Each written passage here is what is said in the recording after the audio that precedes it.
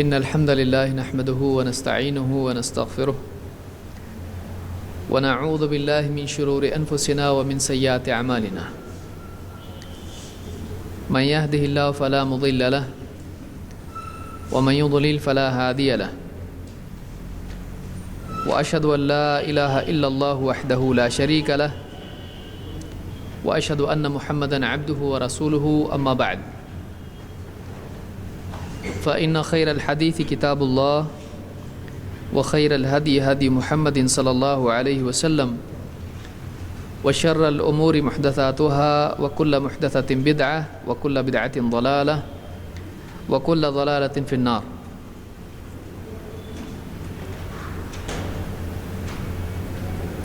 آج کے درس میں بعض فقہی اصطلاحات ہم دیکھیں گے۔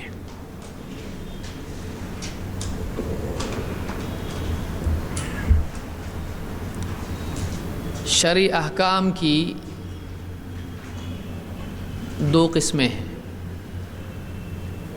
کون کون سی؟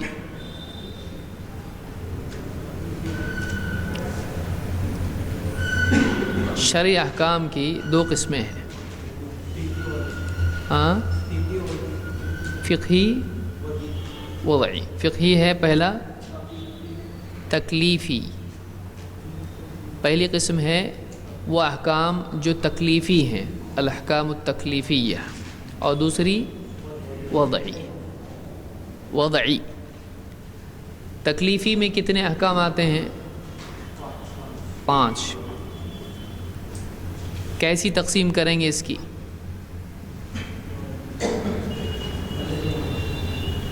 فجر کی نماز وہ ایک مثال ہے، صحیح ہے، لیکن فجر کی مثال کیا ہے؟ فجر کی نماز اگزامپل ہے، مثال ہے، لیکن وہ احکام ان کے نام کیا ہیں؟ واجب، مستحب، محرم، مکروہ، مباح۔ تو یہ 5 قسمیں ہیں جو تکلیفی احکام کی قسمیں ہیں۔ تکلیفی احکام کا مطلب کیا ہے؟ تکلیف احکام ہم کیوں بول رہے ہیں اس کو؟ کیا مطلب ہے اس کا؟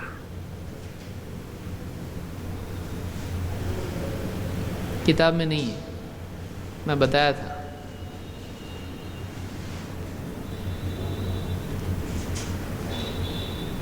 یاد ہے؟ نہیں۔ بندے کو کچھ چیزوں کا مکلف کر دیا گیا ہے، کرنے کے اعتبار سے، رکنے کے اعتبار سے، یا اختیار کے اعتبار سے۔ 3 اعتبار سے اس کو مکلف بنایا گیا ہے۔ اسی لیے ہم نے کیا کہا تھا پچھلے درس میں کہ اعمال کو آپ تقسیم کریں گے تو کتنی قسموں میں تقسیم ہوں گے؟ اس کے باہر جا سکتا ہے کوئی عمل؟ آپ بتا سکتے ہیں ان کے باہر؟ ایک ہی عمل بتا سکتے ہیں آپ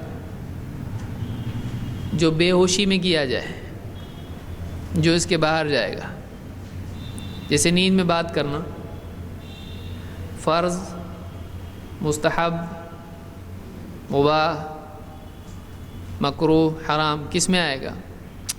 وہ مکلف ہے اس حالت میں، تو اس لیے ہم نے اس کو کیا کیا؟ اس کے باہر کیا۔ سمجھ رہے ہیں بات کو؟ یہ تکلیفی احکام ہیں کا مطلب کیا ہے؟ بندہ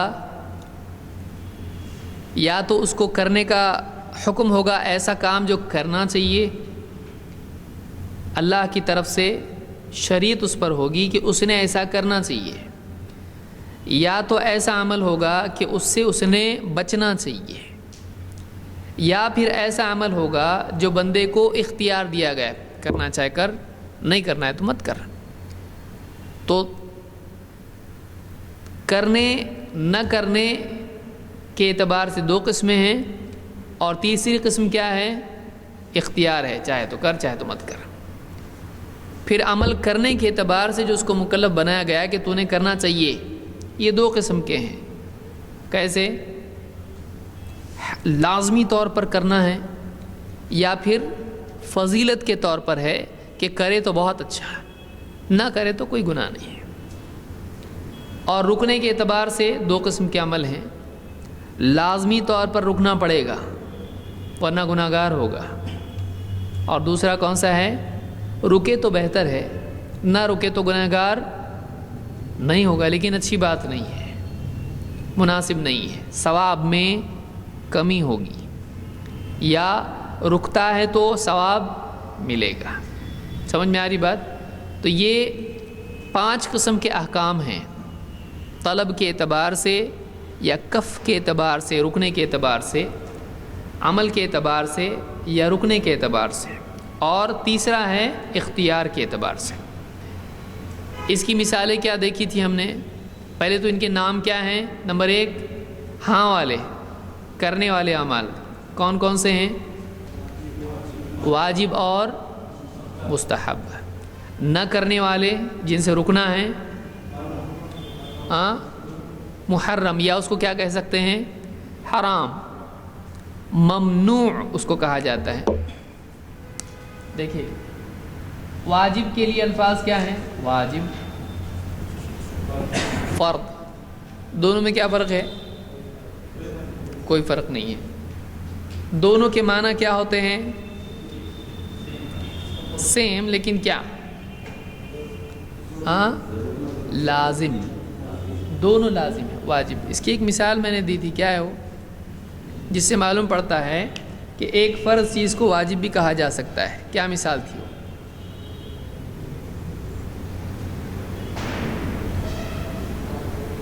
سب پڑھ گیا ہے، دکھ رہا ہے ایک دم۔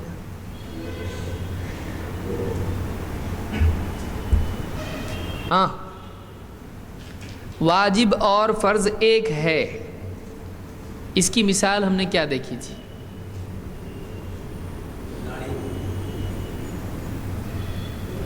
کیا کسی حدیث میں داڑھی کو واجب یا فرض کہا گیا ہے؟ ہاں، لیکن یہاں ہم یہ دیکھ رہے ہیں کہ جو حکم دیتے ہیں وہ لازم ہو جاتا ہے، یہ ایک الگ بات ہوئی۔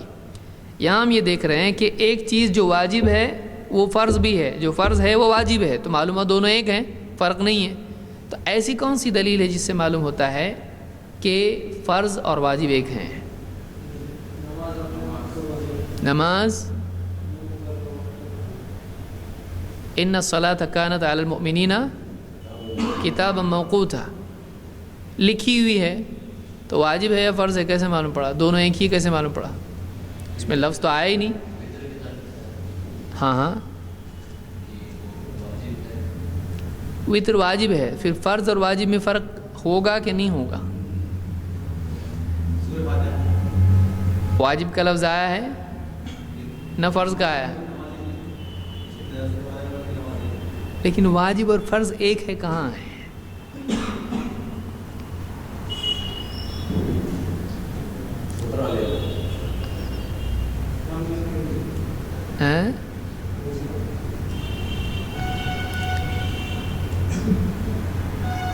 حدیث میں میں نے بتایا تھا اذا جاوز الختان الختان فقد وجب الغسل، جب ختان سے تجاوز کر جائے تو غسل کیا ہو جاتا ہے؟ واجب۔ تو میں نے مثال دی تھی کہ جو لوگ فرق کرتے ہیں واجب اور فرض میں، وہ کیوں کرتے ہیں؟ کس بنیاد پر کرتے ہیں؟ کیا بولتے ہیں فرض کیا ہے اور واجب کیا ہے؟ فرض وہ ہے جو قرآن سے ثابت ہے، اور واجب وہ ہے جو حدیث سے ثابت ہے، دلیل ظنی سے ثابت ہے، بولتے ہیں نا۔ تو اب یہاں پر قرآن میں غسل آیا ہے کہ نہیں آیا ہے جنابت کے لیے؟ بیوی سے صحبت کیا کسی آدمی نے، غسل فرض ہے کہ واجب ہے؟ قرآن میں بھی ہے وہ، تو قرآن میں ہے کا مطلب کیا ہو گیا؟ فرض ہے، لیکن وہی حدیث میں اس کو کیا کہا جا رہا ہے؟ واجب ہے۔ تو وہی چیز جو قرآن میں فرض تھی حدیث میں کیا ہو گئی؟ تو کم ہو گئی یا زیادہ ہو گئی؟ ایک ہی ہے، ایک ہی ہے۔ تو نام ایک سے زائد ہونے کی وجہ سے وہ چیزیں الگ الگ ہو جاتی ہیں؟ ضروری نہیں، الگ ہو بھی سکتی ہیں، ایک بھی ہو سکتی ہیں۔ جیسے اللہ کے نام میں نے بتایا تھے، اللہ ہے اور الرحمن، یاد آ رہا ہوگا ابھی سب، یا محمد رسول اللہ صلی اللہ علیہ وسلم کے نام ہیں، محمد بھی ہے اور احمد بھی ہے۔ تو قرآن ہی میں احمد بھی آیا، قرآن ہی میں محمد بھی آیا۔ تو سمجھ میں آیا کہ واجب اور فرض ایک ہے۔ پھر واجب ایسا عمل ہوتا ہے کہ جس کا کرنا لازم ہے، تو اس کو امتثالاً اگر آدمی کرتا ہے تو ثواب ملے گا، اور اگر نہیں کرتا ہے تو گناہ ہوگا۔ تو ایسے عمل کو کیا کہیں گے؟ واجب۔ تو بندہ اس کا مکلف ہے، اس کو کرنا، اللہ نے اس پر ذمہ داری ڈالی ہے، کرنا ہے تو نے، چاہے وہ قرآن میں ذمہ داری ڈالی گئی ہو یا حدیث میں۔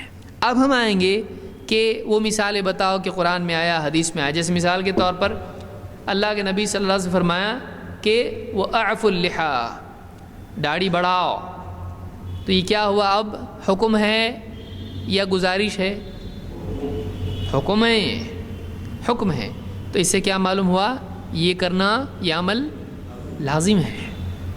بلکہ اس کا لازم ہونا اور بھی زیادہ ثابت ہوتا ہے، جس میں آپ نے بھی کہا وخالف المشرکین، وخالف المجوس، مشرکین کی مخالفت کرو، مجوس کی مخالفت کرو۔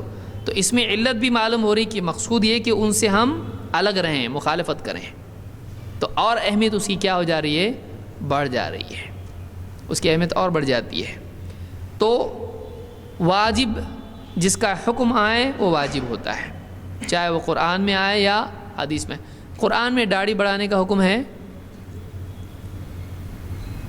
کہ نہیں ہے؟ ہم نے پورا پڑھا ہی نہیں تو ہم کو معلوم کیسے پڑے گا؟ قرآن میں نہیں ہے، قرآن میں داڑھی بڑھانے کا حکم نہیں۔ اگرچہ داڑھی کا ذکر ہے، موسیٰ علیہ السلام نے اپنے بھائی ہارون علیہ السلام کی داڑھی پکڑ کے کھینچے، لیکن اس میں یہ ذکر نہیں کہ داڑھی بڑھاؤ، ایسا حکم نہیں ہے۔ اسی طرح سے قرآن میں اور کئی احکام صراحتاً نہیں ہیں۔ ایک حکم ہے کہ جو کچھ رسول تم کو دیں اسے لے لو۔ تو اس کے بعد رسول صلی اللہ علیہ وسلم اگر کسی چیز کا حکم دیتے ہیں تو کیا ہو جائے گا؟ وہ بھی لازم ہو جائے گا۔ دوسری چیز کیا ہے واجب کے بعد؟ مستحب۔ مستحب میں بھی امر ہو سکتا ہے۔ امر کے معنی ہے حکم کے، امر کے معنی حکم کے ہوتے ہیں۔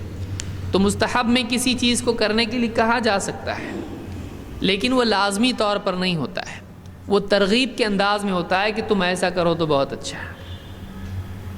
جیسے اللہ کے نبی صلی اللہ علیہ وسلم نے فرمایا عبداللہ ابن عمر رضی اللہ تعالیٰ سے کہ اس شخص کی طرح نہ ہو جانا جو رات میں قیام اللیل کرتا تھا پھر اس نے چھوڑ دیا۔ تو معلوم ہوا کہ اس کو کیا کرنا چاہیے؟ قیام اللیل کرنا چاہیے کہ نہیں کرنا چاہیے؟ لیکن کیا یہ لازم ہے؟ کیوں نہیں لازم؟ حکم نہیں دیے۔ تو پھر میں نے دوسری حدیث بھی پچھلے ہفتے بتائی تھی، فَأَوْتِرُوا يَا أَهْلَ الْقُرْآنِ، اے اہل قرآن، قرآن والو، قرآن کے جاننے والو، پڑھنے والو، وطر پڑھا کرو، یعنی رات کی نماز پڑھا کرو۔ تو اس میں تو حکم آ گیا، اب واجب ہو گیا؟ نہیں، ایک دم بلینک آئی ہے قوم پوری آج، یہ پچھلا ہی درس چل رہا ہے۔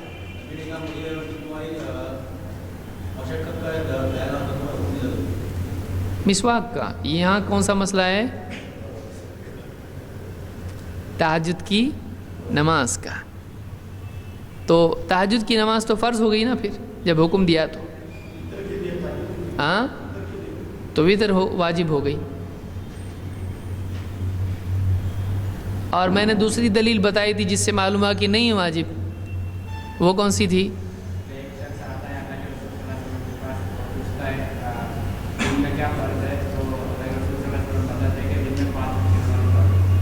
اس نے پھر کیا پوچھا؟ اس کے علاوہ اور کچھ ہے کیا؟ آپ نے کیا جواب دیا؟ الا ان تطوع، الا ہے کہ تو اپنی طرف سے پڑھ۔ تو معلوم ہوا کہ 5 نمازوں کے علاوہ نمازیں کیا ہیں؟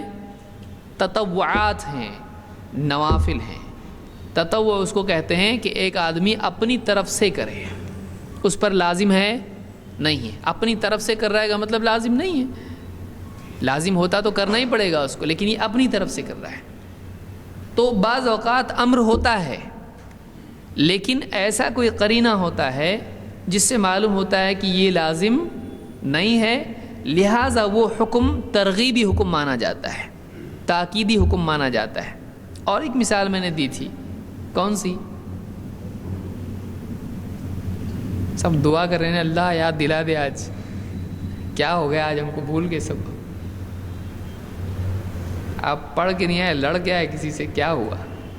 اور ایک مثال کیا تھی؟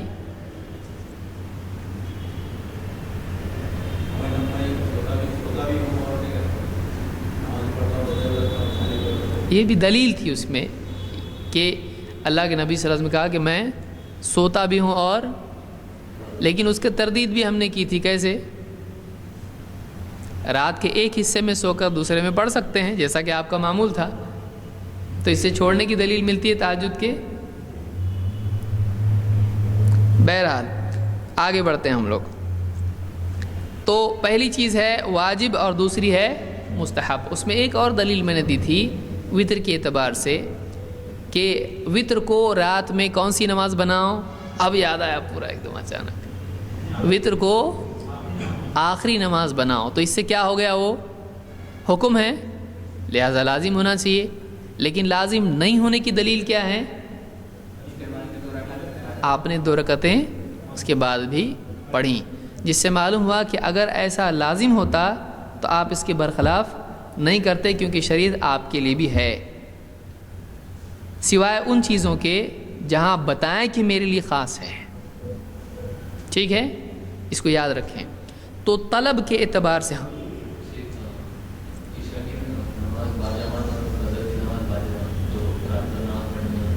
یہ ایک دلیل ہم نے دیکھی تھی کہ کوئی آدمی عشاء کی نماز اور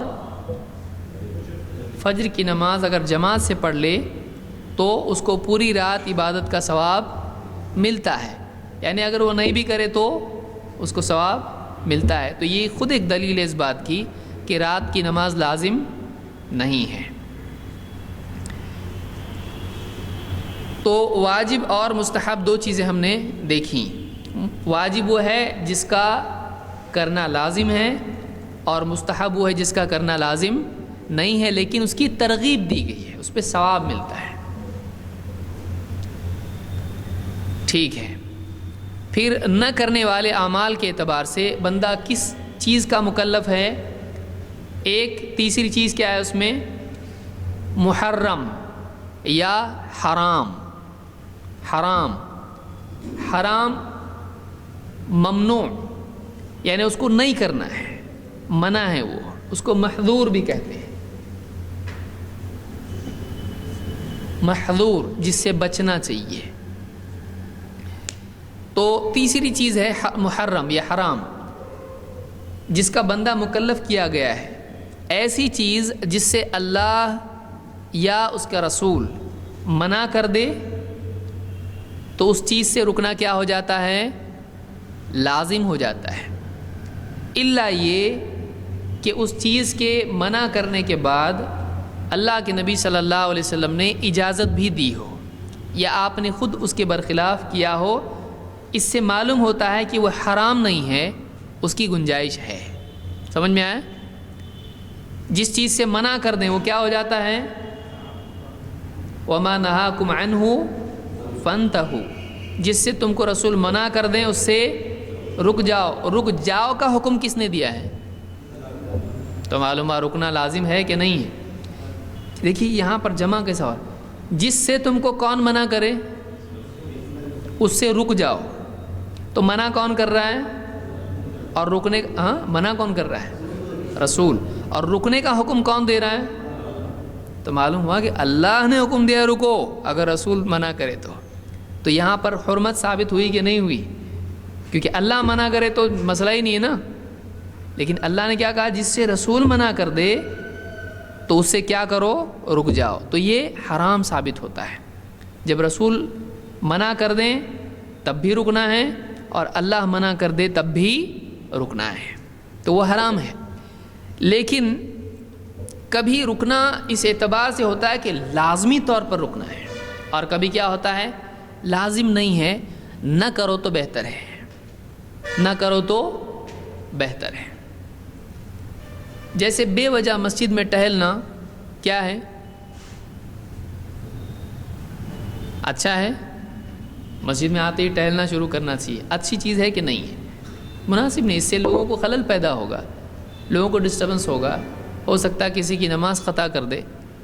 تو نماز سب لوگ آ رہے ہیں مسجد میں، چل رہے ہیں، بس کیا یہ مناسب ہے؟ نہیں ہے۔ مسجد کس چیز کی جگہ ہے؟ ٹہلنے کی ہے؟ عبادت کی جگہ ہے۔ حدیث میں کیا آیا؟ یہ اللہ کے ذکر کی جگہ ہے، تلاوت کی جگہ ہے، نماز کی جگہ ہے۔ تو یعنی مسجد میں کیا کرنا چاہیے؟ عبادت، اور اس کے علاوہ وہ چیزیں جو نبی صلی اللہ علیہ وسلم سے ثابت ہیں۔ لیکن بے وجہ ایک آدمی مسجد میں ٹہل رہا ہے، یہ مناسب ہے؟ تو کیا یہ حرام ہے؟ سمجھ میں؟ حرمت کے لیے کیا چاہیے؟ دلیل چاہیے اس کے لیے۔ تو اللہ کے نبی صلی اللہ علیہ وسلم سے جو ثابت ہے اس کے برخلاف، جس کا اہتمام آپ نے کیا، اس کے برخلاف عمل کرنا یہ پسندیدہ چیز نہیں ہے۔ مثال کے طور پر تہجد پڑھنا کچھ دن اور اس کے بعد کچھ چھوڑ دینا، یہ کیا ہے؟ اچھا ہے کہ برا ہے؟ ایک آدمی تہجد پڑھتا تھا پھر چھوڑ دیا اس نے پڑھنا، تو یہ اچھا ہے یا برا ہے؟ اچھا ہے نا، چھوڑا نا، اچھا، نیند مل رہی اس کو، کتنی پیاری پیاری نیند، میٹھی میٹھی۔ تو تہجد کا اہتمام کرنے کے بعد اس کو چھوڑ دینا حرام ہے؟ حرام نہیں ہے۔ اللہ کے نبی صلی اللہ علیہ وسلم نے منع نہیں کیا اس شخص کی طرح نہ ہو جانا جو رات میں تہجد پڑھا کرتا تھا، عبادت کرتا تھا، پھر اس نے چھوڑ دیا، تو منع کیے کہ نہیں؟ بول رہے کیا بولنا اب سمجھ میں نہیں آ رہی، یہ کون سا درس ہے نیا ہی، پہلے کے اچھے تھے درس۔ اللہ کے نبی صلی اللہ علیہ وسلم نے منع کیا ہے اس سے، تو تہجد کا چھوڑنا حرام ہے کہ نہیں ہے؟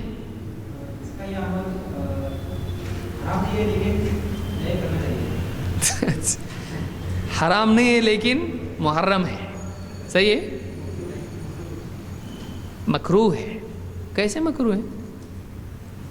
حرام کیوں نہیں ہے؟ کمپلسری نہیں ہے، سمجھ میں آ رہا ہے؟ اگر وہ لازم ہوتا تو اس کا چھوڑنا کیا ہوتا؟ حرام۔ اگر وہ لازم ہی نہیں ہے تو گناہ کیسے ہوا؟ جیسے ایک آدمی، حرام کا کیا ہوتا ہے؟ حرام کی ڈیفینیشن میں ہم نے کیا دیکھا؟ اس کا ارتکاب، اس کو کرنا گناہ ہوتا ہے کہ نہیں ہوتا ہے؟ مطلب تہجد چھوڑا تو کیا ہوگا؟ اس کو گناہ ہوگا؟ نہیں ہوگا، کیونکہ تہجد فی نفس ہی لازم ہے نہیں ہے، تو جب نہیں پڑھے گا تو گناہ ہوگا؟ نہیں ہوگا۔ لیکن یہاں کہا جا رہا ہے کہ اس شخص کی طرح نہ ہونا جو تہجد کا اہتمام کرتا تھا پھر چھوڑ دیا اس نے، تو معلوم ہے کہ اگرچہ فرض نہیں ہے اور اس کا چھوڑنا حرام نہیں ہے لیکن ناپسندیدہ ہے۔ تو کچھ چیزیں ایسی بھی ہوتی ہیں کہ جو حرام نہیں ہوتی ہیں لیکن کیا ہوتی ہیں؟ ناپسندیدہ۔ سمجھ میں آ رہا ہے؟ تو ایک ایسی چیز ہے جو ناپسندیدہ ہے لیکن حرام نہیں ہے، لیکن اچھا نہیں، مناسب نہیں ہے۔ اسی لیے اللہ کے نبی صلی اللہ علیہ وسلم کی ایک حدیث میں آپ نے فرمایا من حسن اسلام المرء ترکہ ما لا یعنیہ، آدمی کے اسلام کی خوبی یہ ہے کہ وہ ایسی چیزوں کو چھوڑ دے جن سے اس کا کوئی واسطہ نہیں ہے۔ غیر ضروری چیزیں کرنا مناسب ہے اس کے لیے، چھوڑ دینا بہتر ہے اس کے لیے، اور ان کو کرنا کیا ہے؟ مناسب نہیں ہے۔ اب اگر وہ حرام ہے تو گناہ ہوگا، حرام نہیں ہے تو مناسب نہیں ہے، بہتر نہیں ہے۔ سمجھ میں آ رہی بات؟ تو ایسی کچھ چیزیں ہوتی ہیں کہ جو حرام نہیں ہوتی ہیں لیکن ناپسندیدہ ہوتی ہیں، ناپسندیدہ ہوتی ہیں۔ تو ایسی چیزوں کو کیا کہتے ہیں؟ مکروہ۔ مکروہ کے معنی کیا ہیں؟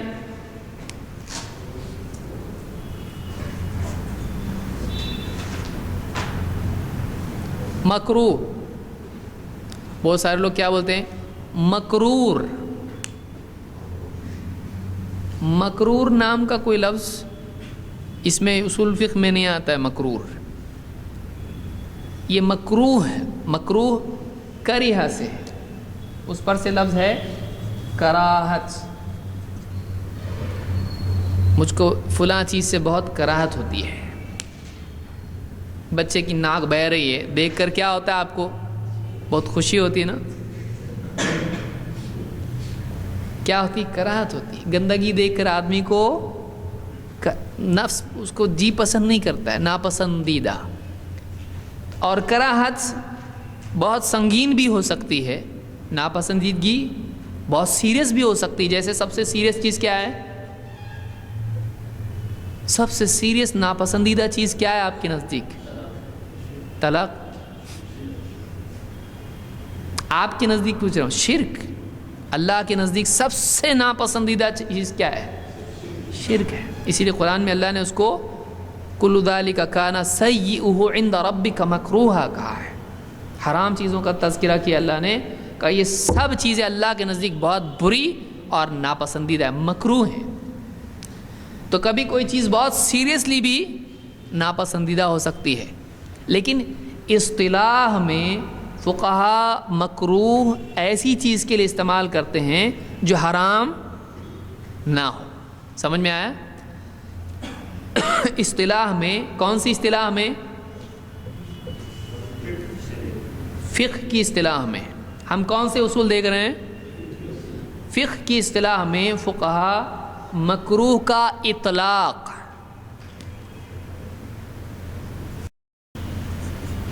یہ طلاق نہیں ہے، اطلاق، اپلیکیشن، اس کو رکھنا ہے اس کے اوپر. تو مکروہ کا لفظ استعمال کس چیز کے لیے کرتے ہیں فقہا؟ ایسی چیز کے لیے جو حرام تو نہ ہو لیکن کیا ہو؟ ناپسندیدہ ہو. ناپسندیدہ ہو.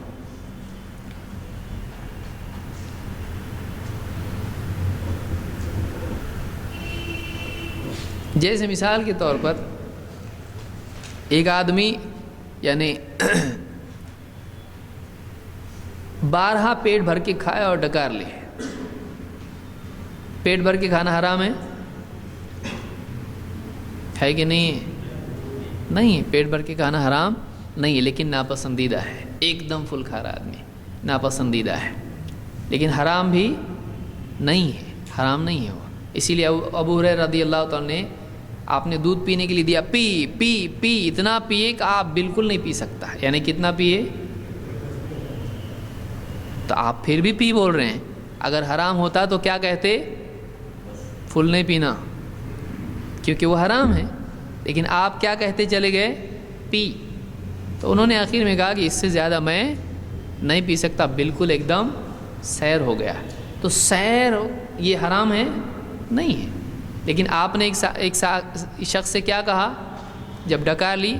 تو کہا کہ ہم سے اپنی ڈکار کو دور رکھو، اس لیے کہ بہت سارے دنیا میں بھر پیٹ کھانے والے آخرت میں بھوکے رہیں گے.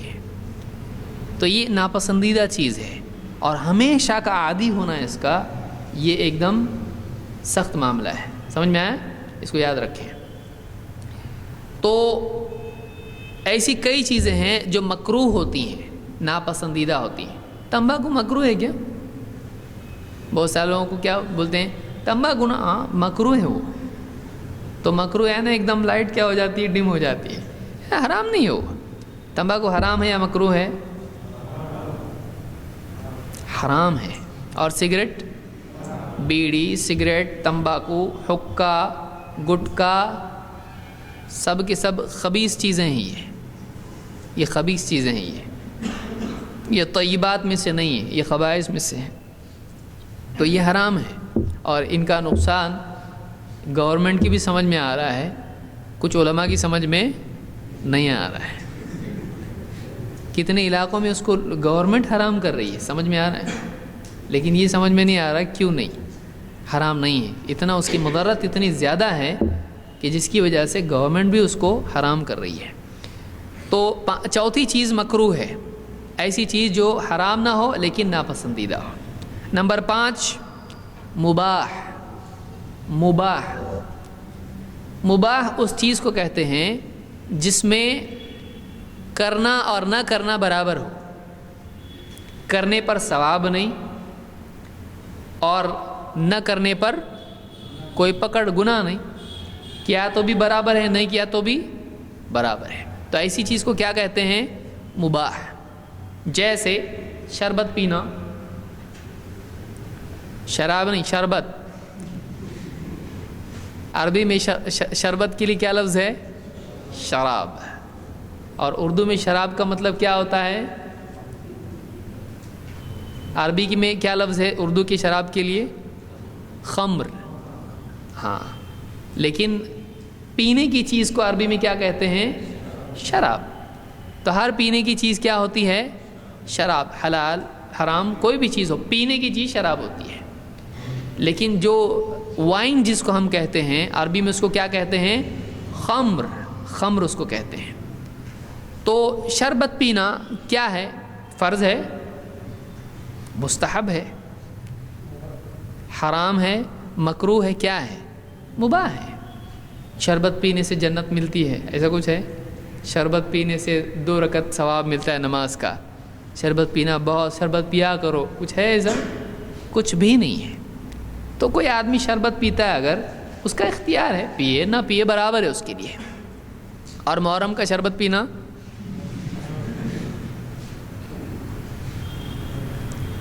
تو ایسی چیز جو مباح ہو فی نفسی ہی، اگر اس میں کوئی ایسی چیز جڑ جائے جس میں خیر کا پہلو ہو تو وہ خیر کی طرف چلی جاتی ہے. اس کو دھکا دو، ادھر خیر کی طرف چلی گئی. اور اگر اس سے شر کا پہلو جڑ جائے وہ اپنی طرف اس کو کھینچ لیتا ہے. مثال کے طور پر انگور خریدنا کیا ہے؟ کوئی حدیث ہے آپ نے پڑھی انگور خریدا کرو اس پہ جنت ملتی ہے، سیدھا مکہ؟ کچھ ہے ایسا؟ نہیں کچھ بھی. ایک آدمی انگور خرید رہا ہے، اس کے گھر پہ مہمان آ رہے ہیں اور وہ چاہتا ہے کہ مہمان کی میزبانی کرے اور ان کو فرحت ملے. تو انگور خریدنا کیا ہوا؟ کیوں؟ اس کی اچھی نیت کی وجہ سے. تو انگور خریدنا اس کے لیے اب کیا ہوا؟ خیر بن گیا. کیوں؟ اس لیے کہ مہمان کا اکرام کیا ہے؟ نیکی ہے کہ نہیں؟ حدیث میں ہے کہ مہمان کی یعنی تکریم کرنا، جو اللہ اور آخرت پر ایمان رکھتا ہے وہ کیا کرے؟ فَلْيُكْرِمْ ضَيْفَهُ، وہ اپنے مہمان کا اکرام کرے. اور مہمان کی پسند کے لیے اس کے لیے خاطر تواضع کرنا ہے کیا ہے؟ مستحب ہے. تو چونکہ وہ اس نیت سے کر رہا ہے تو اب کیا ہو گیا؟ وہ عمل مباح کا مستحب ہو گیا. اور اگر انگور خرید رہا ہے جھوم برابر جھوم شرابی کے لیے، انگور کی شراب بنا کر مہمان کو پلائے گا، تو اب مہمان نوازی نہیں کر رہا ہے وہ، تو اب بھی تو ثواب ملنا چاہیے نا، کیونکہ مہمان نوازی کیا ہے؟ مستحب ہے نا. وہ کیسی چیز سے مہمان نوازی کر رہا ہے؟ جو حرام ہے. تو اب اس نیت سے انگور خریدنا اس کے لیے نیکی ہے، گناہ ہے یا جائز ہے؟ گناہ ہے، کیونکہ اس کی نیت کیا ہے؟ نیت غلط ہے اس کی. حدیث میں اللہ کے نبی صلی اللہ علیہ وسلم کیا فرمایا؟ جب 2 مسلمان تلوار نکال کر آپس میں آمنے سامنے کھڑے ہو جاتے ہیں لڑنے کے لیے، تو قاتل اور مقتول دونوں جہنم میں. اذا التقى المسلمان بسيفيهما فالقاتل والمقتول في النار. جب 2 مسلمان آپس میں آمنے سامنے تلوار لے کے کھڑے ہو جائیں تو قاتل مقتول دونوں کیا ہیں؟ جہنم میں. صحابہ نے پوچھا اللہ کے رسول، قاتل تو سمجھ میں آتا ہے، مقتول کیسے جہنم میں؟ آپ نے فرمایا وہ بھی تو اپنے ساتھی کو قتل کرنے کا حریص تھا. انہ کان حریصا علی قتل صاحبہ، وہ بھی تو اپنے ساتھی کو قتل کرنے کے لیے حریص تھا. تو اس کی محض نیت کی وجہ سے مقتول ہونے کے باوجود بھی وہ جہنم میں گیا. تو نیتوں سے اعمال میں فرق آتا ہے. اور یعنی ایک آدمی کے اسباب مقصود کی وجہ سے حکم لے لیتے ہیں. یہ آگے ہم جب قواعد فقہیہ کریں گے تو اس میں اور تفصیل سے انشاءاللہ دیکھیں گے. یعنی ایک آدمی، اب اس کو سمجھیے کہ ایک واجب ہے، وہ کسی ایسی چیز پر ٹکا ہوا ہے جو واجب نہیں ہے.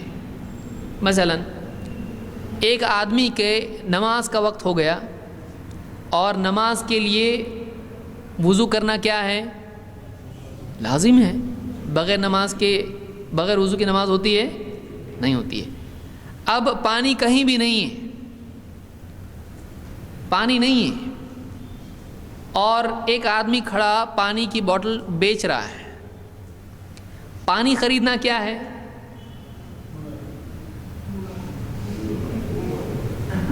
گناہ ہے؟ کیا ہے؟ مباح.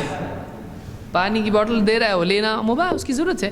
لیکن اب نماز کا وقت ہو چکا ہے، پانی کہیں نہیں ہے اور سامنے پانی بک رہا ہے، تو اب وہ پانی خریدنا اس پر کیا ہو گیا؟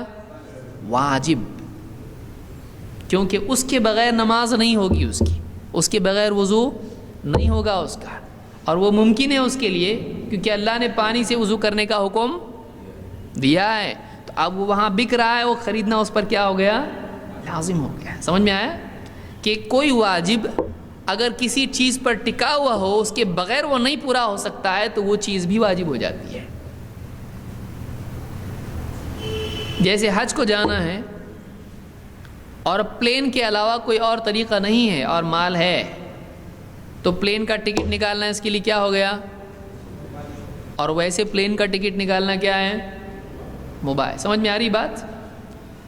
تو اس طرح سے بعض اوقات ایک مباح چیز واجب کا مرتبہ حاصل کر لیتی ہے اور ایک مباح چیز مستحب کا مرتبہ حاصل کر لیتی ہے. جیسے مثال کے طور پر تہجد کے لیے، رات میں جاگنے کے لیے الارم لگانا کیا ہے؟ مباح ہے رات میں لیکن تہجد کے لیے جاگنا، اگر کوئی ذریعہ نہیں اس کے پاس اور قطعاً اس کو معلوم ہے نہیں اٹھتا اس کے بغیر وہ، تو الارم لگانا تہجد کے لیے اس کے لیے کیا ہے؟ فرض ہے نا، مستحب ہے. کیونکہ تہجد خود کیا ہے؟ تو مستحب کا سبب، یقینی سبب کیا ہو جاتا ہے؟ مستحب. سمجھ میں آ رہا کہ نہیں آ رہا؟ کیونکہ کئی جوابات آ رہے تو میں گھبرا رہا ہوں یہاں پہ کہ کیا ہو رہا ہے. یہ باہر یہ چل رہا ہے تو اندر کیا چل رہا ہوگا. اور اگر کسی کو یقین ہے کہ وہ الارم کے بغیر فجر کی نماز کے لیے نہیں اٹھے گا، تو اب اس کے لیے الارم لگانا کیا ہوگا؟ لازم ہو جائے. سمجھ میں آ رہی بات کہ اس کے بغیر کوئی سبب نہیں میرے پاس، تو وہ اس کے لیے لازم ہو جائے گا. تو بعض اوقات یعنی ایک مباح چیز مستحب کا یا واجب کا حکم لے لیتی ہے، اور ایک مباح چیز حرام کا بھی حکم لے لیتی ہے. اگر ایک چیز سے حرام میں پڑنے کا یقینی ذریعہ ہے تو وہ چیز کیا ہو جاتی؟ فی نفسی ہی حرام ہو جاتی ہے. اسی میں سے سد الذریعہ کا اصول علماء نے ذکر کیا ہے. سد الذرائع. اب دیکھیے مثال کے طور پر اللہ تعالیٰ نے آدم، یقینی سبب ہونا چاہیے، یہ نہیں کہ گمان پہ کچھ بھی بولنا شروع کر دیا آدمی کہ واقعی ایسا ہوگا. جیسے آدم علیہ السلام کو اللہ نے کیا کہا؟ وَلَا تَقْرَبَا هَذِهِ الشَّجَرَةَ فَتَكُونَا مِنَ الظَّالِمِينَ. اس پیڑ کے قریب مت جانا ورنہ تم کیا ہو جاؤ گے؟ ظالم ہو جاؤ گے. تو پیڑ میں سے کھانے کے بعد وہ نقصان جو ہونا تھا وہ ہوا. فَأَكَلَا مِنْهَا فَبَدَتْ لَهُمَا سَوْآتُهُمَا. جب انہوں نے پیڑ سے کھایا، قریب جاتے ہی نقصان نہیں ہوا، جب اس کے قریب گئے اس کا پھل توڑا کھایا، اور شیطان نے بھی کیا کروایا؟ بس پیڑ کے قریب جا کے کھڑے رہو، کہا اس میں سے کھاؤ. اصل کھانے کا معاملہ تھا، نقصان جو ہونے والا تھا اس کا پھل کھانے سے ہونے والا تھا. تو اللہ نے حکم کیا دیا تھا؟ قریب مت جاؤ اس کے. کیوں؟ اس لیے کہ قریب جاؤ گے تو پھر اس کا پھل کھانے سے بچ نہیں سکو گے، پھل کھاؤ گے. تو کیا کیا گیا؟ قریب ہی مت جاؤ. تو یہ کیا ہے؟ سد ذریعہ ہے. جیسے جہاں ایک مرد اور ایک عورت اکیلے ہوتے ہیں، تیسرا کون ہوتا ہے؟ تو ان کا اکیلا رہنا ہی کیا کر دیا گیا؟ منع. کیونکہ اس کے ذریعے سے ایک بڑا گناہ زنا وغیرہ بھی ہو سکتا ہے. تلک حدود اللہ فلا تقربوها. یہ اللہ کی حدیں ہیں، تم ان کے قریب مت جاؤ. تو بعض اوقات ایک ایسا عمل ہوتا ہے جو فی نفسی ہی مباح ہوتا ہے، لیکن اس کے ذریعے سے ایک آدمی یقینی طور پر گناہ میں جا سکتا ہے، تو اس پر بھی کیا حکم لگتا ہے؟ وہی حکم لگتا ہے جو حرام کا حکم ہے. یقینی سبب اپنے نتیجے کا حکم لیتا ہے، یہ اصول ہے۔ بہرحال اس کو آگے اور تفصیل سے ہم دیکھیں گے انشاءاللہ۔ تو 5 چیزیں ہم نے دیکھی آج۔ یہ کی چیزیں کیا ہیں، کون سی کیٹیگری میں جا رہی ہیں؟ ہاں، تکلیفی۔ کیا بہت تکلیف ہو رہی اس سے؟ کیا ہے تکلیفی؟ تکلیفی احکام ہے۔ تکلیفی احکام کیوں بول رہے ہیں ہم؟ ان کو دوسرا نام کیوں نہیں دے رہے اس کو؟ بندہ اس کا کیا ہے؟ یعنی بندے پر یہ چیزیں ڈالی گئی ہیں، کر مت کر، چاہے تو کر چاہے تو مت کر، اس اعتبار سے یس نو تیری مرضی، 3 اعتبار سے ہیں۔ ہاں والے لازم غیر لازم مستحب، اور نہ والے حرام اور ناپسندیدہ، اور ایک بیچ میں بچ گیا، وہ کون سا ہے؟ چاہے تو کر چاہے تو مت کر۔ تو اس اعتبار سے جو تکلیفی احکام ہیں وہ کتنے ہیں؟ 5۔ اب ہم آتے ہیں دوسرے احکام کی طرف، جن کو کہتے ہیں وضعی احکام۔ وضع کا مطلب ہوتا ہے رکھنا، رکھنا، وضع۔ وضعی احکام کیا ہیں؟ کائنات میں اللہ تعالیٰ نے کچھ چیزیں ایسی رکھی ہیں جن سے کچھ احکام جوڑے ہیں۔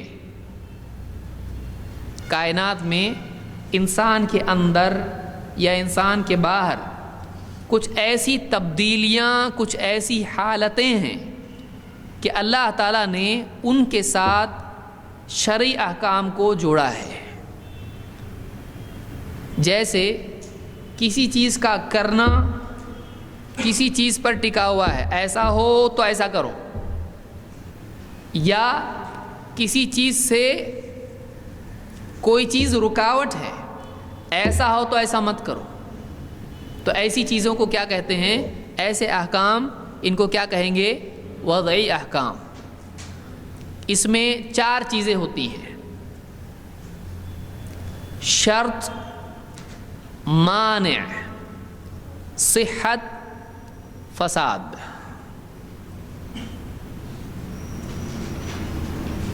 کیا ہے؟ شرط اور مانع، یہ ہو گیا سبب کے اعتبار سے، اور رزلٹ کے اعتبار سے کیا ہے؟ صحت، فساد۔ اب تھوڑا ہم ڈیٹیل میں اس کو دیکھیں گے۔ شرط اور معنی، یہ 2 چیزیں ہیں۔ شرط اس کو کہتے ہیں کہ جس کے بغیر ایک عمل پورا نہیں ہو سکتا ہے، صحیح نہیں ہو سکتا ہے۔ معنی اس چیز کو کہتے ہیں کہ اگر وہ ہے تو عمل صحیح نہیں ہوگا۔ ڈیٹیل ہم دیکھتے ہیں۔ مغرب کی نماز سورج ڈوبنے کے پہلے پڑھ سکتے ہیں؟ روزہ سورج ڈوبنے سے پہلے افطار کر سکتے ہیں؟ نہیں کر سکتے ہیں۔ تو سورج کا ڈوبنا مغرب کی نماز کے لیے کیا ہو گیا؟ شرط ہو گیا۔ اگر سورج ڈوب گیا تو مغرب کی نماز پڑھنا ہے، اگر نہیں ڈوبا اور پڑھا اس نے، نماز کیا ہو جائے گی؟ فاسد ہوگی۔ فاسد، بگڑنا، صحیح نہیں ہونا۔ تو اگر شرط پوری نہیں کی تو عمل کیا ہو جاتا ہے؟ فاسد ہو جاتا ہے۔ سمجھ میں آیا؟ دوسری مثال، نماز کے لیے ایک آدمی ہے، استنجا کے لیے گیا، وضو باقی رہتا اس کا، اب نماز پڑھنا ہے تو کیا کرنا پڑے گا اس کو؟ وضو کا۔ بیوی سے جنابت اس نے کیا، یعنی اس سے صحبت کیا، جنابت کی حالت میں وہ ہے، اب اس نے کیا کرنا ضروری ہے نماز کے لیے؟ تو غسل اس کے لیے شرط ہے نماز کی۔ اگر وہ غسل کے بغیر نماز پڑھتا ہے، نماز ہوگی؟ نماز کیا ہو جائے گی؟ فاسد ہو جائے گی۔ تو ایسی چیز جس کے بغیر ایک عمل صحیح نہیں ہوتا ہے، اس کو اس عمل کی کیا کہتے ہیں؟ شرط کہتے ہیں۔ جیسے مثال کے طور پر ہم نے دیکھا، نماز کے لیے وضو کیا ہے؟ شرط عمل کے باہر ہوتی ہے۔ سمجھ میں آیا؟ شرط عمل سے پہلے ہوتی ہے کہ یہ ہے تو عمل کریں گے۔ وضو نماز کے اندر ہے کیا؟ اللہ اکبر کر رہا ہے، کر سکتا؟ نماز سے پہلے، وہ باہر ہے نماز کے، تو وہ شرط ہے۔ سورج کا ڈوبنا نماز کے اندر نہیں ہے، وہ باہر ایک چیز ہے جو اس سے جڑی ہوئی ہے، اس پر ڈیپینڈ ہے نماز۔ تو سورج کا ڈوبنا یعنی وقت کا ہونا، اللہ نے نماز کو کیسے فرض کیا ہے؟ ان الصلاۃ کانت علی المؤمنین کتابا موقوتا، نماز ایمان والوں پر ان کے اپنے اوقات میں فرض ہے۔ معلوم ہوا کہ وقت ہوا تو نماز ہوگی، نہیں تو نہیں ہوگی۔ تو کوئی آدمی وقت سے پہلے نماز پڑھ لے تو ہوگی؟ اقم الصلاۃ لدلوک الشمس، سورج ڈھلے گا تو ظہر کی نماز ہے، نہیں تو نہیں۔ طہارت ہے تو نماز ہے۔ قبلہ رخ اگر نہیں ہے تو نماز ہوگی؟ ہاں، فولی وجہک شطر المسجد الحرام، اللہ نے حکم دیا ہے، تو یہ نماز کے لیے کیا ہے؟ یہ شرط ہے۔ تو نماز کے لیے یا کسی بھی عمل کے لیے شرائط ہیں، یہ حالت ہو جائے تو تم نے یہ کرنا ہے۔ اگر وہ شرط پائی جائے تو وہ عمل لازم ہو جاتا ہے۔ سمجھ میں آیا کہ جو حکم اللہ کا ہے، فرض اگر کوئی حکم ہے تو وہ شرط پائی جائے تو وہ عمل بھی کیا ہو جاتا ہے؟ لازم۔ جیسے ایک آدمی ہے، غریب آدمی ہے، اس پر زکوٰۃ ہے؟ زکوٰۃ فرض ہے کیا اس کو؟ غریب آدمی ہے، اس کے پاس مال و دولت نہیں ہے، تو اس کے پاس چونکہ مال نہیں ہے اس لیے زکوٰۃ اس پر فرض نہیں ہے، لیکن اس کے پاس اتنا مال آ گیا کہ نصاب کو پہنچتا ہے، اتنے درہم، اتنے دینار، یا جو بھی مال اس کے پاس آ گیا، پراپرٹی بن گئی اس کی، تو اب اس پر جب مال آ گیا، نصاب اس کا پورا ہو گیا، تو اب زکوٰۃ بھی کیا ہو گئی اس پر؟ تو نصاب کا پورا ہونا زکوٰۃ کے لیے کیا ہے؟ شرط ہے۔ ایک آدمی کے پاس مال نہیں ہے اور مسجد حرام تک پہنچنے کے وسائل نہیں ہیں، تو ایسے آدمی پر حج فرض ہے، لیکن اب راستے کی استطاعت ہے، راستے کی استطاعت ہے، حج کی طاقت ہے، اب حج کیا ہو گیا اس کے اوپر؟ جب تک کہ طاقت نہیں تھی حج فرض تھا نہیں، وہ شرط ہے اس کے لیے، استطاعت شرط ہے اس کے لیے۔ سمجھ میں آیا؟ یہ ہو گیا شرط کرنے کے اعتبار سے کہ یہ ہوگا تو یہ ہو جائے گا۔ لیکن کیا شرط صرف ایک ہوتی ہے؟ شرط کئی ہو سکتی ہیں۔ جیسے مثال کے طور پر نماز کے لیے وقت کا ہونا کیا ہے؟ اور یعنی وضو کا ہونا طہارت شرط ہے۔ اب ایک آدمی وضو تو کیا لیکن وقت نہیں ہوا، مغرب کی نماز کے پہلے ہی وضو کر کے پڑھ لیا، تو اس نے شرط پوری کی کہ نہیں نماز کی؟ ایک پوری کی، دوسری نہیں کی، تو چلتا ایک پوری کی تو آدھی نماز ہوئی، آدھی نہیں ہوئی، ایسا ہوتا؟ اگر ایک بھی شرط رہ جائے تو عمل صحیح نہیں ہوتا ہے، وہ عمل کیا ہو جاتا ہے؟ تو دو چیزیں ہم نے دیکھی، صحیح اور فاسد، صحیح اور فاسد، چاہے عبادات ہوں یا معاملات ہوں، دو قسم کی چیزیں ہوتی ہیں، ایک ہوتی ہیں عبادات، دوسرے معاملات، ڈیلنگس، بندے اور بندے کے معاملات، چاہے وہ تجارت ہو یا نکاح وغیرہ کا معاملہ ہو، وہ معاملات میں جاتا ہے۔ عبادات نماز، روزہ، حج وغیرہ ہے جو اللہ سے ہی جڑے ہوئے ہیں، معاملات بندوں سے جڑے ہوئے ہیں۔ جیسے نکاح میں اگر ولی کی اجازت نہیں ہے تو نکاح ہوگا؟ لا نکاح الا بولی، ولی کی اجازت کے بغیر نکاح نہیں، تو ولی کی اجازت نکاح کے لیے کیا ہے؟ شرط ہے۔ اگر نکاح میں ولی کی اجازت نہیں تو نکاح بھی نہیں، نکاح کیا ہو جائے گا؟ فاسد ہو جائے گا۔ جیسے کوئی چیز کسی کو زبردستی بیچ دی تو اس کا راضی ہونا طرفین میں یہ کیا ہے؟ یہ شرط ہے، لازم ہے۔ اس نے اگر نہیں پسند ہے اس کو زبردستی لو ہی بول رہا، اس کو نہیں بول رہا، وہ بولے میں نے دے دیا، ہو گیا ابھی، ایسی ڈیل ہو سکتی ہے؟ نہیں. یا ایسی چیز، بہت ساری تفصیل اس میں کہ ایسی چیزیں جو معلوم ہی نہیں ہیں.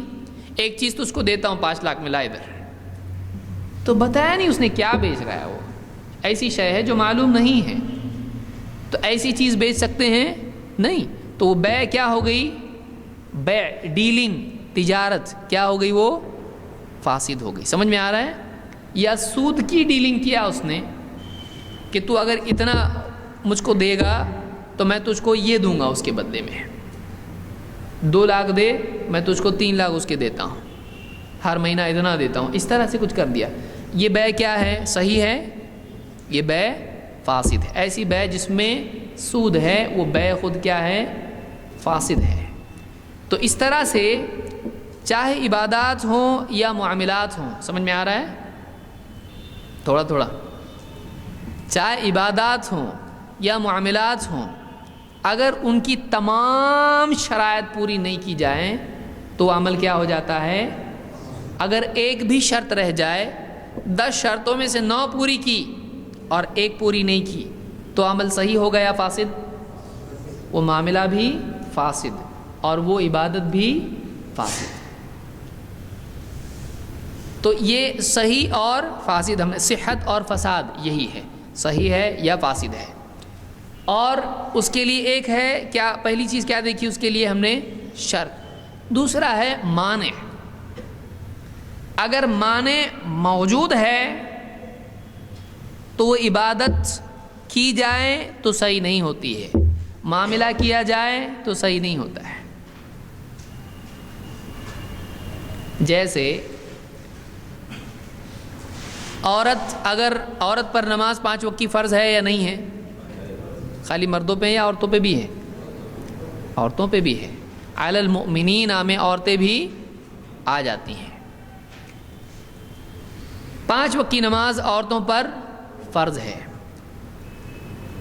اگر عورت حیض کی حالت میں ہو تو فرض ہے یا مستحب یا مباح؟ مباح ہے نا. پڑھنا نہ پڑھنا برابر ہے، ایسا ہے؟ حرام ہے اس کے لیے. اسی لیے آپ نے کیا فرمایا حضرت عائشہ سے، کیا ایسا نہیں ہے کہ عورت جب حیض کی حالت میں ہوتی ہے تو نہ وہ نماز پڑھتی ہے نہ روزہ رکھتی ہے، مطلب نہیں پڑھتی ہے. یہ نہیں کہا پڑھنا چاہے تو پڑھ لے، کوئی متقی ہو تو.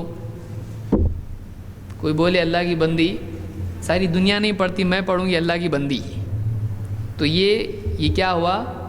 یہ گناہگار ہوگی، کیونکہ حیض کی حالت میں نماز پڑھنا جائز نہیں ہے. ویسے ہی جیسے جنابت کی حالت میں نماز پڑھنا جائز نہیں ہے. سمجھ میں آ رہا ہے؟ جنابت کی حالت میں آدمی نماز نہیں پڑھ سکتا ہے. تو ایک عورت حیض کی حالت میں، تو حیض اس کی نماز کے لیے کیا ہے؟ مانع.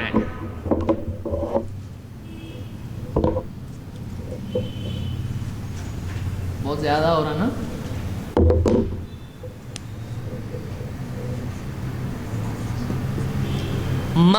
مانع کا لفظ منع سے ہے. منع آپ کو نہیں معلوم؟ تو مانع کیا ہے؟ منع کر رہا ہے وہ، اس کو رکاوٹ ہے. مانع کے معنی ہوتا ہے رکاوٹ، روکنا. کیونکہ منع میں خود رکنا ہوتا ہے، روکنا. منع کیا اس نے یعنی روکا، تو رکاوٹ. تو مانع کے معنی کیا ہوتا ہے؟ آپ بولیں گے معنی کے معنی یہ الگ ہے. معنی تو معنی کے معنی کیا ہے؟ معنی رکاوٹ. تو کچھ چیزیں ہوتی ہیں وہ آپ کے بس میں نہیں ہیں. جیسے حیض، عورت پہ طاری کیا ہے اللہ نے اس کو. اب جب حیض کی حالت ہو اس وقت میں وہ نماز پڑھ سکتی ہے؟ نہیں. جب تک کہ وہ حالت پائی جائے گی وہ نماز نہیں پڑھ سکتی. تو وہ حالت اس کی نماز میں کیا ہے؟ رکاوٹ ہے، یعنی مانع ہے. آدمی جنابت کی حالت میں ہے، بیوی سے تعلق قائم کیا یا احتلام اس کو ہوا، اب کیا وہ نماز پڑھ سکتا ہے؟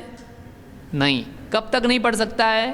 جب تک کہ غسل نہیں کر لیتا، غسل کرنے کے بعد پڑھ سکتا ہے، لیکن غسل نہیں کیا ہے تو اس کے لیے وہ جنابت کیا ہے، نماز سے مانے ہے۔ تو کچھ ایسی کنڈیشنز، کچھ ایسی حالتیں ہوتی ہیں وہ آدمی کے عمل میں کیا ہو جاتی ہیں، رکاوٹ ہو جاتی ہیں، اس کو کیا کہتے ہیں، مانے کی موجودگی میں کیا ہوا عمل فاسد ہوتا ہے، سمجھا؟ اور شرط پائی نہیں جاتی ہے تو کیا ہوا عمل، شرط پوری نہیں ہوئی، عمل کیا ہوا، اور مانے ہیں اور عمل کیا، کیا ہوا، سمجھا؟ دونوں میں فرق سمجھا؟ تو صحیح فاسد اور شرط اور مانے۔ تو یہ کچھ چیزیں میں سمجھتا ہوں کافی ہمارے لیے، بہت زیادہ ہو جائے گا، ریپیٹ کرتے ہیں ہم لوگ اس کو۔ کچھ لوگوں نے الحمدللہ، کیونکہ سر پھٹنے کے قریب تھا، ابھی سمارا ہی نہیں، کان میں سے ٹپک رہا ہے پورا۔ احکام کی کتنی قسمیں ہیں؟ 2۔ کون کون سی؟ تکلیفی اور وضعی۔ وَوَضَعْنَا عَنْكَ وِزْرَكَ، وضع۔ تکلیفی احکام کتنے ہیں؟ کون کون سے؟ ترتیب آپ کے اوپر ہے، آپ جیسی چاہے، آپ پازیٹیو 0، نیوٹرل آپ اس کو کہیں، پھر نیگیٹو آپ کر سکتے ہیں۔ یعنی کبھی ایسا ہوتا ہے بولنے کے اعتبار سے علماء اس کو الگ الگ طریقے سے بیان کرتے ہیں، جیسے کہیں گے واجب،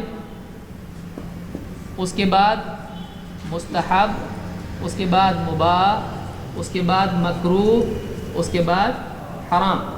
تو یہ کیا ہوا، ایک دم لازم۔ لیکن یہ کیسا، یا تو ٹھیک اچھا ہے، نہیں کیا تو کوئی بات نہیں۔ اب یہ کیا ہے، نیوٹرل 0، یس بھی نہیں، نو بھی نہیں۔ یہ کیا ہے، تھوڑا نہیں کیا تو بہت اچھا، اور یہ کیا ہے، نہیں، بالکل نہیں۔ تو آپ ایک دم لازم کرنے سے نہیں کرنے کی ایکسٹریم تک چلے گئے، ایسا بھی آپ کر سکتے ہیں۔ کبھی ایسا ہوتا ہے کہ پہلے ان دونوں کو بیان کیا، پھر ان دونوں کو بیان کیا، پھر مباح کو بیان کیا، یس نو، اور پھر یس نو، جیسا چاہے کرنا ہے کرو، نہیں کرنا ہے مت کرو، اختیار۔ تو اس میں کوئی یہ نہیں ہے کہ آپ کس ترتیب سے بولتے ہیں، لیکن جس ترتیب سے بھی آپ بولتے ہیں اس کو یاد رکھیں کہ یہ کیا ہے۔ تو کتنے احکام، تکلیفی، واجب، مستحب، مباح، مکروہ اور حرام۔ تو ایک دم لازم کرنا سے لازم بچنا تک آپ گئے، اسکیل آپ کا اس طرح سے پازیٹیو سے نیگیٹو کی طرف گیا، بیچ میں نیوٹرل آیا تھا، پھر آپ نیگیٹو پہ چلے گئے۔ یہ اس طرح سے بھی علماء ذکر کرتے ہیں۔ دوسرے احکام، دوسرے کون سے احکام، وضعی، وہ کیا ہیں، شرط، معنی، صحت اور فساد۔ شرط اور معنی ہے، اس کے نتیجے میں کیا پیدا ہوتا ہے، صحت اور فساد۔ شرط کیا ہے، کون بتائے گا؟ شرط ہے نا، شرط یعنی وہ شرط کیا ہے،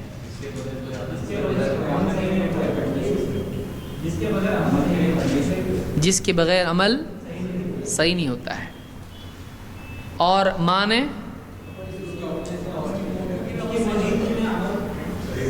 جس کے ہوتے ہوئے، جس کی موجودگی میں عمل کتنے قسم کے یہاں پر ہم نے دیکھے، 2۔ کون کون سے، صحیح فاسد۔ لیکن کون سے قسموں میں یہ دونوں چیزیں آتی ہیں؟ اعمال کی 2 تقسیم ہم نے دیکھی، دونوں میں صحیح اور فاسد ہوگا، کیا ہے وہ، عبادات اور عبادات کی مثال کیا دیکھی ہم نے، اور معاملات کی شادی۔ شادی کا مطلب خوشی ہوتا ہے، مہمان نوازی۔ کیا مہمان نوازی ہم نے دیکھا تھا اس میں، وہ پچھلی تقسیم میں تھا۔ معاملات میں ہم نے کیا دیکھا، نکاح اور بزنس معاملات میں آتا ہے. جیسے ہم نے مہمان کا دیکھا, اس سے کیا سمجھ میں آ رہا ہم کو؟ ایک اصول, مہمان سے کیا یاد ہے آپ کو؟ مہمان اچھے رہتے ہیں, اچھے نہیں رہتے. ہاں, عین باہر جانے کے وقت میں آتے, کھاتے وقت میں آتے مٹھائی. ہاں, مہمان مباح میں آتے ہیں, آئے تو بھی چلتا, آنے آئے تو بھی چلتا ہے کہ نہیں؟ آنا آنا آنا برابر ہے. کیا مکروہ ہے؟ ارے کیا آگے پھر دیکھو, کچھ لے کے آئے تو مستحب ہے. کیسا ہے؟ مہمان کے بارے میں کیا دیکھا ہم نے؟ ہاں, انگور لے کے آئے.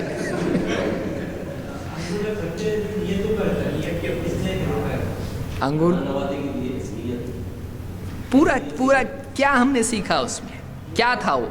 کون بتائے گا تفصیل سے؟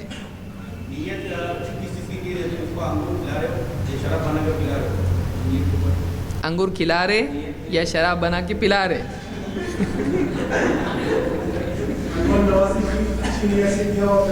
تو اس سے کیا ہوا؟ صحیح بات ہے, وہ کیا ہوا اس سے؟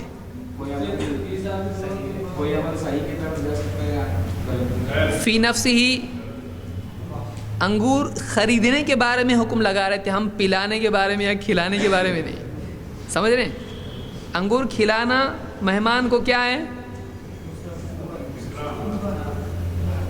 ارے بھائی, مہمان کی خدمت کرنا یہ کیا ہے؟ مستحب ہے. اس پر سے ہم نے خریدنے کا حکم لیا تھا. انگور خریدنا کیا ہے؟ مباح ہے. لیکن انگور مہمان کو کھلانے کی غرض سے اگر خرید رہا ہے تو مہمان کو کھلانا کیا ہے؟ وَيُطْعِمُونَ الطَّعَامَ عَلَى حُبِّهِ, اللہ نے کہا نا کھلاتے ہیں. افضل الاسلام اطعام الطعام, سب سے افضل اسلام کھانا کھلانا ہے. تو یعنی کھلانا یہ اسلام کے افضل ترین اعمال میں سے ہے, کیونکہ وہ سخاوت ہے. اور سلام کا عام کرنا ہے, اس لیے کہ سلام کا عام کرنا کسی کے لیے خیر خواہی ہے اور اس کو شر سے بچانا ہے. اپنے اس میں اثبات ہے, خیر کا عطا کرنا ہے, اس میں شر سے بچانا ہے. نہ صرف خود اپنے شر سے بچانا بلکہ اس کو مستقلاً شر سے بچنے کی دعا کرنا اس کے لیے. تو اس میں رکنا ہے.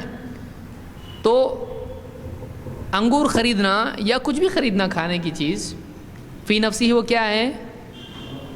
مباح ہے. لیکن چونکہ مہمان کے اکرام کی غرض سے خرید رہا ہے تو اس پر کیا حکم لگے گا؟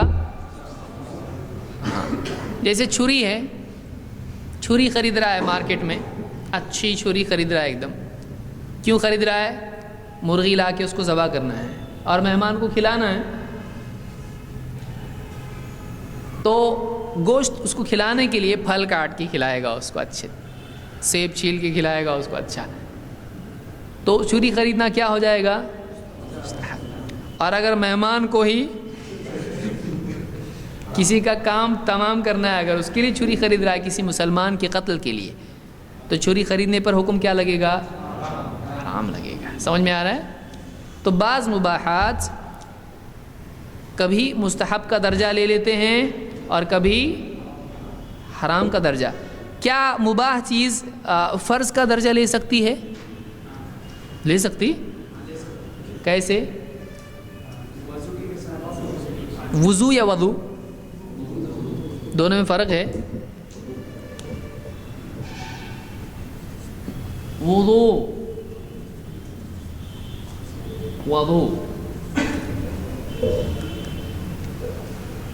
دونوں میں کیا فرق ہے؟ واو کا. ایک میں 2 بار آ رہا ہے, ایک میں 3 بار آ رہا ہے نا. صحیح بولے ہو لیکن پورا نہیں بولے.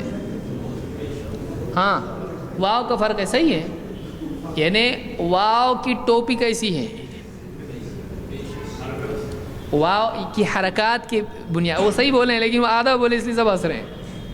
واو کا فرق ہے. یہ واو کیسا ہے؟ واو کے اوپر اور ایک واو دکھ رہا ہے, اور یہاں فتحہ ہے, یہاں کیا ہے؟ ضم. یہاں پیش ہے اور یہاں زبر ہے. تو یہ وضو اور وضو یہ فرق ہے اس میں. لیکن کیا ہے یہ فرق؟ وضو عمل ہے اور وضو بے عمل ہے. ہاں جس سے وضو کیا جائے. وضو جو ہم کرتے ہیں نماز پڑھنے کے لیے اس عمل کو وضو کہتے ہیں. جس پانی سے ہم لوگ وضو کرتے ہیں اس کو وضو کہتے ہیں. جیسے ہم یہ کہیں گے وضو لاؤ مجھ کو وضو کرنا ہے. سمجھ میں آ رہا ہے؟ تو وہ جو پانی ہے وہ اس پانی کو کیا کہتے ہیں جس سے وضو کیا جاتا ہے؟ وضو.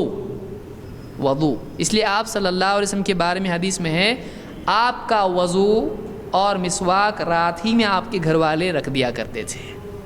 تو بولیں گے وہ رات میں وضو کیسا رکھتے تھے؟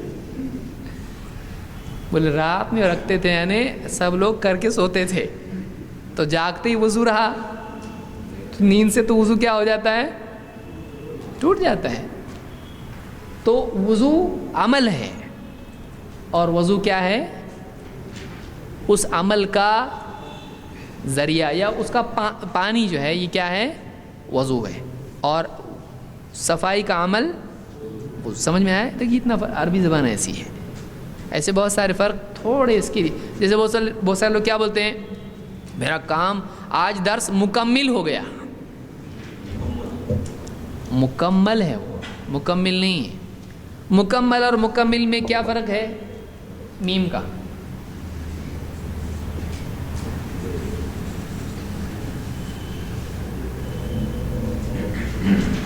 مکمل جس چیز کو کمپلیٹ کر دیا جائے پورا کر دیا جائے وہ چیز مکمل ہوتی ہے. مفعول ہے وہ. فاعل مفعول. اور جو اس چیز کو پورا کرتا ہے اس کو مکمل کہتے ہیں. تو درس مکمل ہوا وہ درس مکمل کرنے والا کون ہے؟ اس کو مکمل کہیں گے. سمجھ میں آیا؟ تو اس اعتبار سے بہرحال وضو پہ سے نکلا تھا یہ. تو وضو اور وضو میں یہ فرق ہے. تو وضو کے بارے میں کیا دیکھیں ہم نے؟ وضو اچھا رہتا. ہاں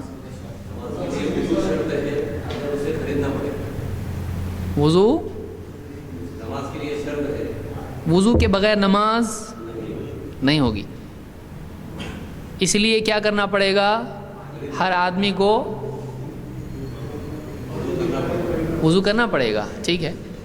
اور اس کا پانی ہر آدمی کو خریدنا چاہیے کہ نہیں؟ آپ ندی کے کنارے بھائی کوئی ہے بیچنے والا اس کو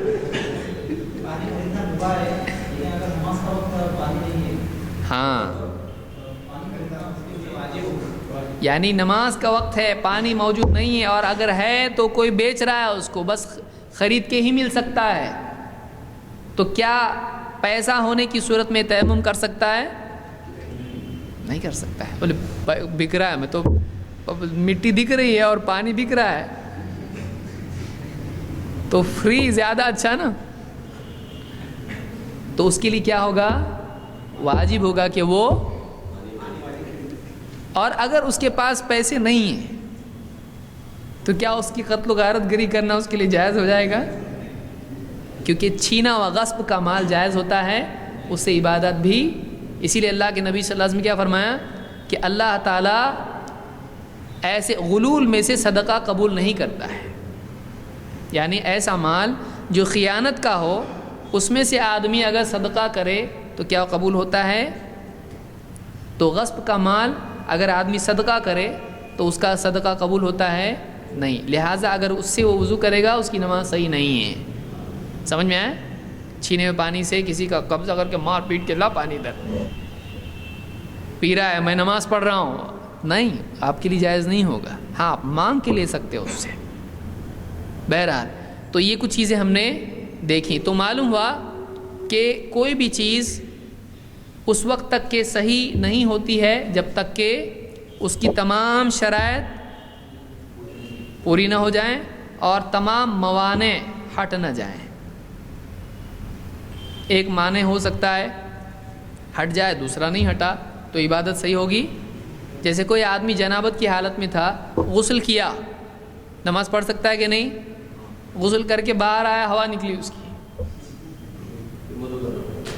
تو اب نماز پڑھ سکتا ہے اس غسل سے؟ تو اس کی جنابت تو گئی لیکن اس کا وضو نہیں ہے, تو اب اس کو وضو کرنا پڑے گا. اب نماز نہیں پڑھ سکتا ہے جب تک کہ وضو نہ کرے. سمجھ میں آیا؟ تو تمام موانع اس کے ہٹنا چاہیے. تو اس کی حدث کی حالت جب تک کہ نہیں ہٹتی ہے وہ نماز نہیں پڑھ سکتا ہے. یہ تھوڑا شروعات میں آپ کو مشکل لگے گا, لیکن یہ آپ کو جب سمجھ میں آئے گا تو واقعی آپ کو شرعی احکام میں بہت تحقیقی اعتبار سے لذت محسوس ہوگی کہ برابر آپ کیٹیگرائز کر سکتے ہو اس کو. نہیں تو کیا بول رہا, کون بول رہا, کچھ سمجھ میں نہیں آئے گا آپ کو. لیکن یہ تفصیل آپ کی سمجھ میں جب آ جاتی ہے تو آپ کو کیٹیگرائز کرنا بہت آسان ہو جاتا ہے. آج کے لیے اتنا ہی ظلم کافی ہے. انشاءاللہ مزید باتیں اگلے درس میں ہم دیکھیں گے.